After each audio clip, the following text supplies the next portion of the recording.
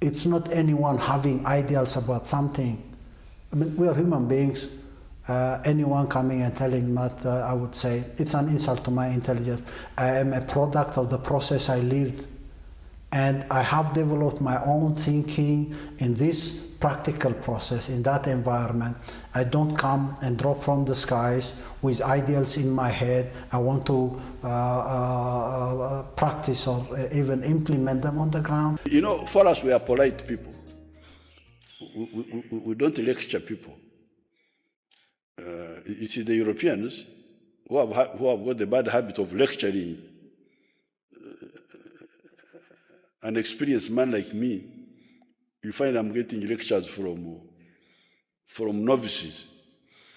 If you look at our democracy, it is one of the most advanced. We have got so many elections. Now we are having elections for youth, for women, for disabled people. You don't have those in your country. So I can say that your democracy is shallow. Is the alternative for us aid? And we just simply compare things. If we don't have it, then we'll have to get it from someone. I mean, why can't we think of generating our own resources and capacity to solve this problem? They don't waste our time, because to have somebody telling me something which I know better, and out of politeness I need to listen, to talk, to answer, instead of saying go to hell and I walk out. Of course we waste a lot of time. The Chinese waste less of our time, for sure. They come on business, a road, a factory, to buy something. Hello everyone, welcome to Draw for Africa. In this eye-opening compilation of 2 exclusive interviews, we bring you the unfiltered views of 2 African leaders, President Isaias Afwerki and President Yoweri Museveni. With unapologetic candor, they share their perspectives on food security, foreign aid, democracy, and the complex relationships between Africa, Europe, and China. From criticizing Western powers to praising China's cooperation, these leaders offer a glimpse into the intricate world of international politics and the challenges facing the African continent. Join us as we delve into the thoughts and experiences of these 2 influential leaders and discover the nuances of Africa's position on the global stage. You mentioned food security. Can you say that Eritreans, or for that matter, Eritrea has food security, that it doesn't need foreign aid to feed its people and all that? That's the problem in Africa. It's not here in Eritrea, and the way you ask the question always puzzles me, because is the alternative for us aid? And we just simply compare things. If we don't have it, then we'll have to get it from someone. I mean, why can't we think of generating our own resources and capacity to solve this problem? How do we guarantee food security? It involves water and soil conservation programs, extensive infrastructural programs, human resource development, education, health. It's a product or a result of so many endeavors in a number of sectors, and finally you guarantee. When you guarantee food security, it means you've been able to put in place an infrastructure for development. Mr. President, what would you say has been the measures you put in place you talked about without aid? Eritrea has been able to achieve certain benchmarks of guaranteeing food and development. How did you do it? It's a very dynamic process. It takes time, but you need to know the basics. The basics are mobilizing the population, preparing them at least morally and emotionally, and finally developing the skills and the capability to implement and make the program successful. Let's go back to the starting of Eritrea, where you led your people to independence and all that. Your critics say that you had ideals and you rallied the people around you to achieve Eritrea's independence. They talked about the ideals of Eritreans expressing themselves without any fear of retribution, the Eritrea's constitution, Eritreans participating in the governance of their people. Some of them are saying, the critics say, some of those ideas seem to have been lost. What is your reaction to statements like that? It's not anyone having ideals about something. I mean, we are human beings. Anyone coming and telling that, I would say, it's an insult to my intelligence. I am a product of the process I lived, and I have developed my own thinking in this practical process, in that environment. I don't come and drop from the skies with ideals in my head. I want to practice or even implement them on the ground. And these are stereotypes for people who live in the unreal world, who think that other people don't have heads, they don't think, they come up with emotions, they have certain stereotypes, they categorize you in one or the other group. It's not as simple as that. It's more complex than that. And any human being is a product of his process. I'm a product of this process. Every citizen in this country is a product of this process. Ultimately, what brings us together is the collective experience we have had, the shared values that we have developed over a very long period of time. It's not someone preacher coming from outside and telling us something that he has in his mind and we follow. China versus Europe. You know, for us, we are polite people. We don't lecture people. You see, the Europeans who have got the bad habit of lecturing an experienced man like me, you find I'm getting lectures from novices. If you look at our democracy, it is one of the most advanced. We have got so many elections. Now we are having elections for youth, for women, for disabled people. You don't have those in your country. So I can say that your democracy is shallow, but that's your own business. We don't want to impose it on other people. So if the other people could also be a bit polite and just know that we know what we are doing, it will be good for everybody. Do you by now prefer other governments like the Chinese or some Arabic countries over the Europeans because they are lecturing less and they just do stuff? We don't prefer, but they don't waste our time, for sure, that's for sure. They don't waste our time, because to have somebody telling me something which I know better, and out of politeness I need to listen, to talk, to answer, instead of saying, go to hell, and I walk out. Of course, we waste a lot of time. The Chinese waste less of our time, for sure. They come on business, a road, a factory, to buy something. Management of our affairs is ours. They don't interfere in ours, we don't interfere in theirs. As you're such an experienced leader, if you look throughout the last years, maybe even decades, do you see that there is some sort of change, that the role of China in Africa, not only in Uganda but in Africa, is growing, and that Western powers, the Europeans, the Americans, are rather disappearing? Or how do you observe the situation? The problem we have is superficiality. Do you have that word in English? Superficial. Mm-hmm.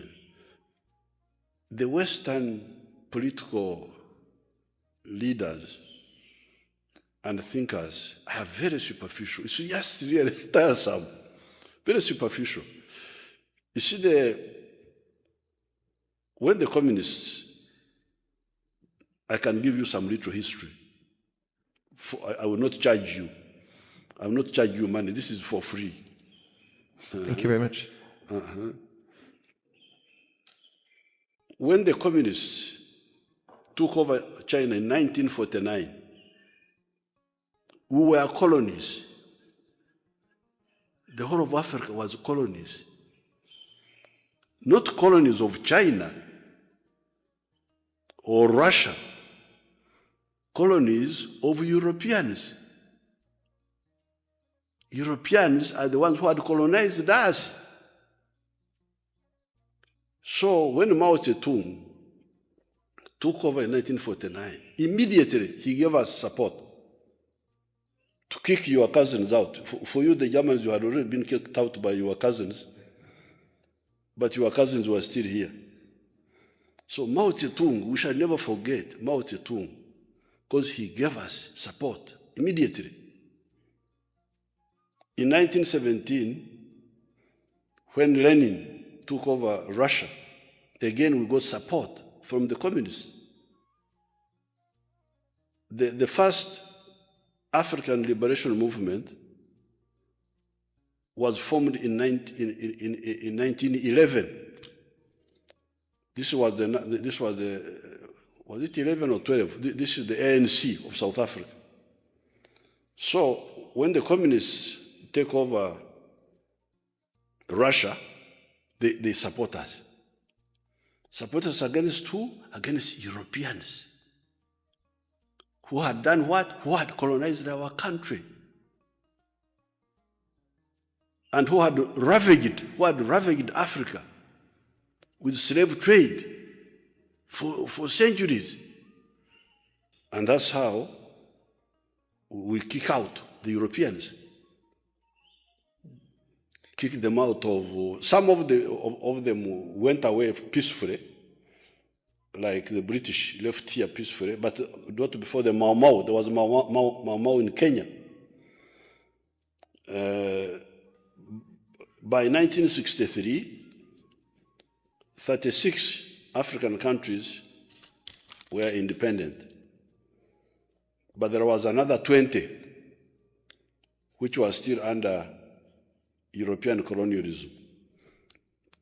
This included Mozambique, Angola, Guinea-Bissau, Ian Smith, a character called Ian Smith, was in Zimbabwe, Rhodesia. Then we had Namibia. Then we had South Africa itself. So by 1963, a part of Africa is independent, a part is still colonized. So the African countries tell the Europeans, go away from the remaining part of Africa. If you don't go peacefully, we shall throw you out by force. They thought we were joking. The Chinese supported us, and the Russians. We kicked the Portuguese out of Mozambique. We kicked them out of Angola. We kicked them out of Guinea-Bissau. We even liberated Portugal itself from fascism. Wait, let me tell you. This is a free lesson of history. No tuition. You don't have to pay tuition. So, this is the history of Africa and China. It's not a new history. Even when China was still very low in terms of economic development, but because of ideological, so they supported us. So you say China? Just hold on. So now that China has become a richer country, they have now upscaled their. Therefore, Zhou Enlai, the Prime Minister of China that time, visited Tanzania, your former colony, and pledged to build a railway line from Tanzania up to Zambia. It was called Tazara. And they built it. They built it. They were still backward economically. They were not very, very, very rich, but they built it, the Chinese. The Tazara Railway, officially known as the Tanzania-Zambia Railway Authority, is a significant infrastructure project between landlocked Zambia and the port of Dar es Salaam in Tanzania. The railway spans approximately 1860 kilometers and remains a major symbol of Sino-African cooperation. So now that they are much richer, they are upscaling our cooperation with them, which was originally political, diplomatic. Of course, we were also supporting China in the UN because the Western countries had kept China out of the UN, out of the Security Council. So we were supporting them to come to the Security Council.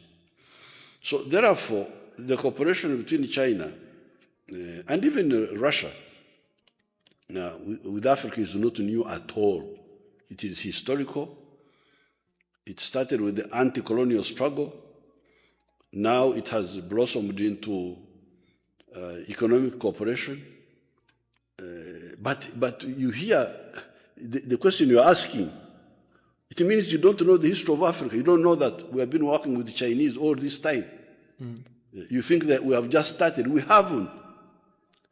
So, but when I understand you right, you feel like China in some way is a more sincere partner than the Europeans. They have been better friends in the past. At least for now. At least for now. They may change also. They may change and become parasitic. But for now, they have been sincere because they were helping us, even when we were not giving them anything in return that time. But I think maybe they were hoping for friends, and we are now friends. Because some would say the Chinese are now the new colonial rulers and they exploit Africa for their own purpose. No, not at all. If they become that, then they will be hated like you people. You were hated. We had to throw you out. If they become that, and that's why we need to strengthen. It's true. The Chinese can change. They can become also another another hegemonic power. That's why we need to strengthen ourselves to build a united Africa, to build the common market of Africa, to build even the political integration of Africa, of some parts of Africa, so that Africa is not a low-pressure area, an area where there is a vacuum of power. We need power here. I'm a bit surprised that you're so critical about the West, the Europeans and the Americans. I mean, nonetheless, they give billions of euro to Uganda, billions of dollars, if I'm not mistaken. So isn't that something that should be appreciated? Are you a Christian? Yes. Have you heard of the story of Esau? Sure, you're going to tell me. There is Esau, the one who sold his birthright in exchange for food. I'm not Esau to sell my birthright in exchange for food. Esau was a brother of Jacob, and he sold his birthright for food. You show him the quotation in the Bible about Esau. It will help him. It's a nice metaphor. Jacob capitalized on Esau's extreme hunger by offering him stew in exchange for Esau's birthright blessing. Esau, driven by hunger and emotion, agreed to the deal without considering the long-term consequences. Genesis 25:33. Jacob said, "Swear to me as of this day." So he swore to him and sold his birthright to Jacob.